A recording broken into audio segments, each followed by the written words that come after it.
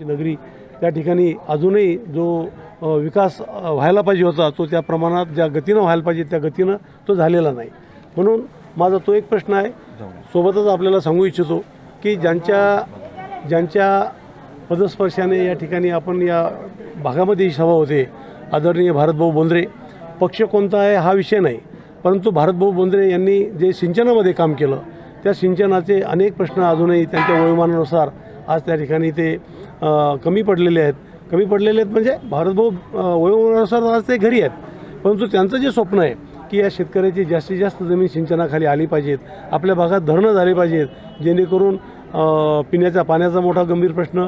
सोबतच गुराढोरांचा पिण्याचा पाण्याचा प्रश्न आणि शेतीचं सिंचन ह्या गोष्टी भारतभाऊंनी ज्या अधोरेखित केल्या होत्या त्या करण्याचा माझा त्या ठिकाणी प्रयत्न असणार आहे। परत 2005ची जुनी पेन्शन योजना, अनेक कर्मचारी त्या ठिकाणी जे दिशाहीन झालेले आहेत त्या कर्मचाऱ्यांवर मोठं संकट कोसळलेलं आहे, म्हणून जुनी 2005ची पेन्शन योजना ही लागू करण्याच्यासाठी मी त्या ठिकाणी प्रयत्न करणार आहे। हे सर्व प्रश्न महत्त्वाचे होत असतानाच मी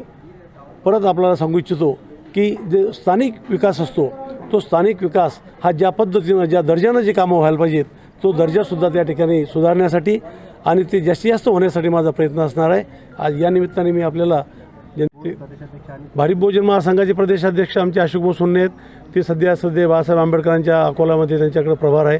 ते तिथे आहेत, परंतु त्यांचं लक्ष खामगावमध्ये सुद्धा चांगलं आहे, आम्हाला चांगलं सहकार्य होतं आहे।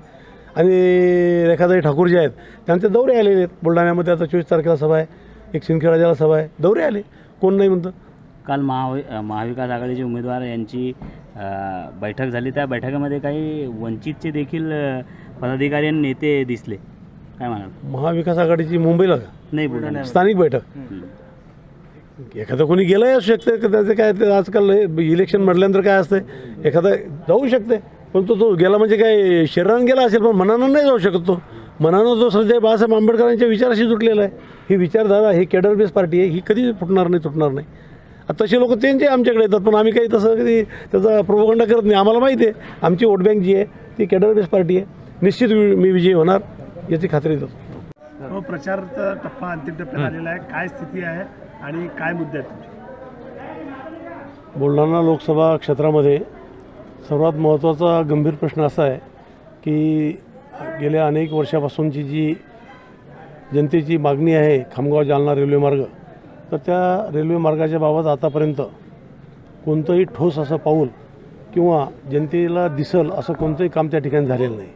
त्यामुळं पहिला हा प्रश्न केंद्राच्या अंतर्गत येणारा मी त्या ठिकाणी धसाच लावण्यासाठीचा माझा जो प्रयत्न असणार आहे। सोबतच जिल्ह्यामध्ये स्थानिक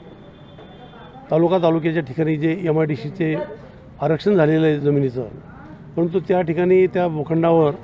जो ॲग्रोबेस इंडस्ट्री व्हायला पाहिजे मोठ्या प्रमाणात, कारण हा आपला जो बुलढाणा जिल्हा आहे हा कृषीप्रधान जिल्हा आहे, देश कृषीप्रधान असून आपला जिल्हासुद्धा याला दुसरे पर्यटनाचे वगैरे काही जास्त साधनं नाही, दुसरे माध्यमं नाही, म्हणून